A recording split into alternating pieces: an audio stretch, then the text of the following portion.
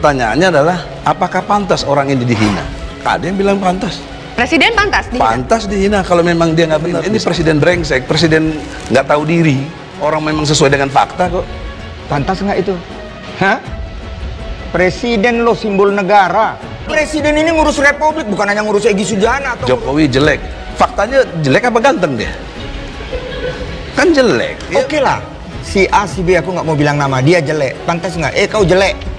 Itu nggak baik. Tapi tadi kita kalah sopan santun lah. Tidak ada orang yang karena sengaja menghina itu kalau orang itu tidak pantas dihina. Ini bentuk penghinaan terhadap presiden. Menghina itu tidak ada solusi. Menghina. Apakah presiden boleh dihina? Jawaban saya adalah tidak. Karena dia presiden? Bukan.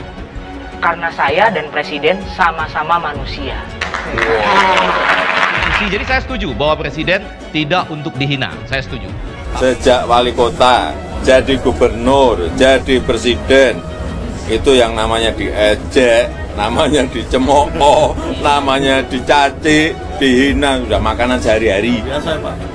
Nah kalau kita bilang presiden pembohong kan menghina, padahal faktanya dia bohong. Bang Egy tidak bisa membuktikan, itu fitnah bang, gitu loh, itu fitnah. Nggak masuk akal tiba-tiba menghina itu. Tapi gini akal. Bang, harus ada sebab. Kalau orang memang sudah niat menghina, menghina aja. Nggak ada. Jangan kan yang jelek, yang bagus juga dihina bang. Kalau itu gitu. Namanya baru fitnah. Apalagi kalau dia memang pakar hina bang. Tapi gitu. Tidak ada. Bedakan antara kritik dan mencemooh, beda itu beda. Kritik dengan menghujat juga beda, jangan disama-samain.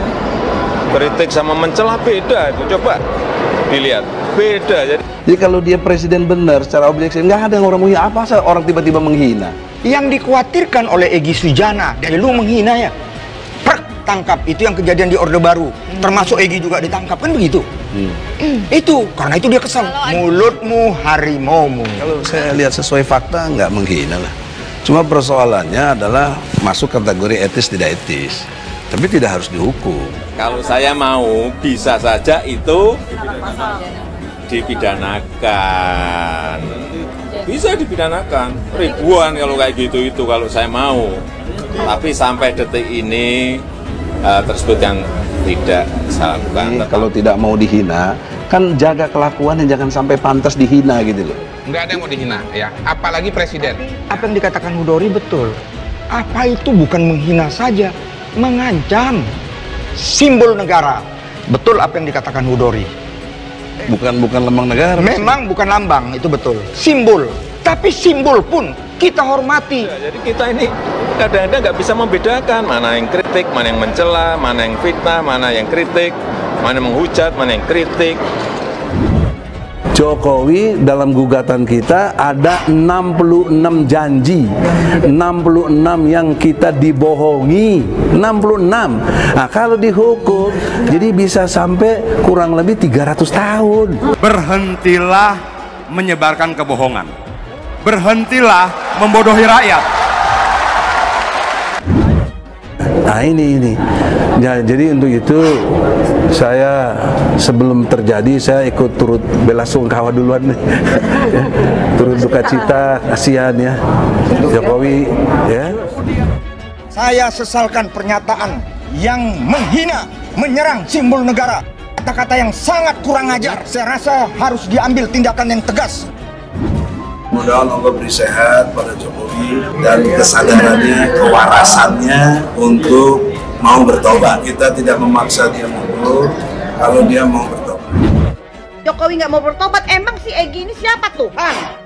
Dia aja dosanya banyak, ini manusia. Kalau Nyai buka semua borok-borok dia, habis loh Egy. Kalau dia tidak bertobat, harus dinyatakan hari pembangkangan kepada presiden yang zolim. Hari pembangkangan kepada presiden yang zolim. Hello Egy, kau tuh cuma cari uang.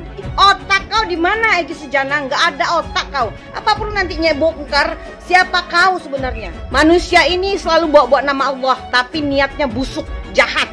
Ya, Egy Sujana tuh licik. Presiden yang membuat rakyatnya sengsara. Mau saya tabok karena di mana? Saya 4 tahun di sini sabar.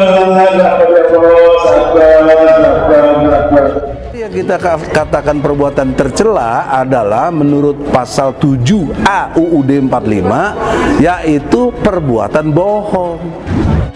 Pantas enggak pernyataan yang menghina, menyerang simbol negara, kata-kata yang sangat kurang ajar? Pantas tidak? Bapak Joko Widodo itu simbol negara, Presiden Republik Indonesia yang ke-7. Pantas tidak? Nah, inilah Presiden pikun. Nah, kalau sudah pikun dan pembohong, mestinya Presiden di-impeachment oleh DPR. Demokrasi dikedepankan. Kita bisa suka-suka, zaman Orde Baru. Saya ini pembuat undang-undang, saya orang hukum. Kita boleh bebas, tapi tetap harus bertanggung jawab. Bahwa Presiden tidak punya akal sehat di dalam menjawab, tidak punya ilmu di dalam menjawab, maka dia pakai kekuasaan. Belajarlah menunjuk hidung sendiri sebelum menunjuk hidung orang lain. Pak Jokowi ini bukan orang yang suka teriak-teriak ya. Bukan bicara yang besar, kerjanya yang besar. Dia tidak perlu cerita kemana-mana. Tiba-tiba ada lapangan pekerjaan. Dia tidak perlu cerita apa-apa, tiba-tiba ada jalan, pabrik dan sebagainya. Dan kepikunan itu perbuatan tercela. Kalau Presiden melakukan perbuatan tercela, mestinya di-impeachment. Yang krempeng, yang pelongo-pelongo itulah yang membangun 4.000 km jalan buat rakyat, yang membangun 1 juta rumah buat rakyat, yang betul-betul kemudian memperjuangkan satu harga BBM di Papua, di Jawa, dan di berbagai tempat yang lain. Mereka yang menghina Presiden itu yang menurut saya belum berbuat apa-apa. Kalau menantang kami rakyat, kami kan mewakili rakyat nih, ya, ini kan rakyat. Saya juga rakyat kok, emang siapa saya? Rakyat. Belum tentu juga apa yang disampaikan itu benar adanya. Ketika kemudian orang mencaci maki dia tetap membagikan listrik buat rakyat. Ketika orang mencaci maki dia tetap memberikan sertifikat buat rakyat. Jangan diputar balik, kita yang dianggap mengancam-ngancam lagi. Karena banyak rakyat yang pendukungnya beliau nggak terima dengan gugatan ini. Dianggap kita ini ngaku-ngaku mewakili rakyat yang mana katanya.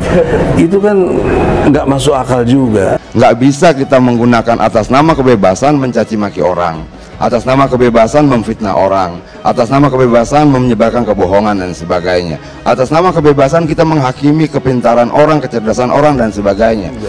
Rakyat yang pasti ya nggak dukung Jokowi lah. Iya. Kalau dilihat dari Pilpres 68 juta yang tidak dukung Jokowi waktu itu. Ditambah lagi dengan kelakuan seperti ini, mungkin yang didukung Jokowi udah pindah lagi nggak mau dukung. Bisa juga terjadi begitu. Itu kok kayak ditanya belain rakyat yang mana? Mungkin mereka coba mencari dalih lain karena ketidakmampuan menjelaskan kesalahan masa lalu itu.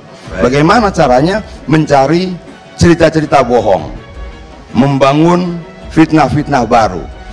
Mungkin mereka bisa merasa senang dengan cara seperti itu. Tapi menurut saya demokrasi dan bangsa yang baik tidak akan mungkin mampu kita bangun di atas kebohongan demi kebohongan. Jadi saya juga udah ingatkan, umur kita kan nggak mungkin lah sampai 300 tahun ya. Bagaimanapun juga yang dilakukan oleh Jokowi itu prestasinya jelas. Dan dia tidak punya lawan sampai hari ini untuk menandingi prestasi-prestasi dia. Nah, Jokowi tidak akan mendatangkan sekian banyak orang, tidak akan mendatangkan berjuta-juta orang. Tapi menurut saya Jokowi lah yang akan mendatangi berjuta-juta orang. Dialah yang akan mendatangi berjuta-juta rumah. Dia akan menyentuh berjuta-juta orang, dan itu pola yang sejak lama dia lakukan dan belusukan toh.